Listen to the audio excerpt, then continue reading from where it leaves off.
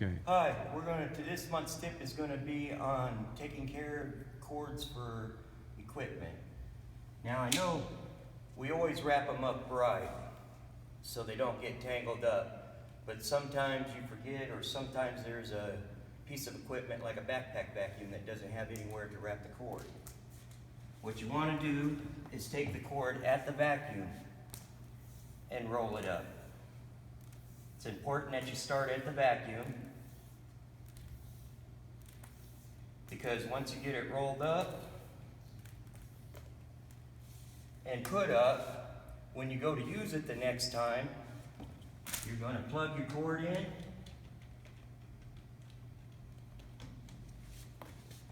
and while you're using your vacuum, if you do it that way, every time your cord is going to unravel tangle-free. That's our tip for the month. Thank you, and we'll get back to you when we have another tip. Now hit the red. Yep.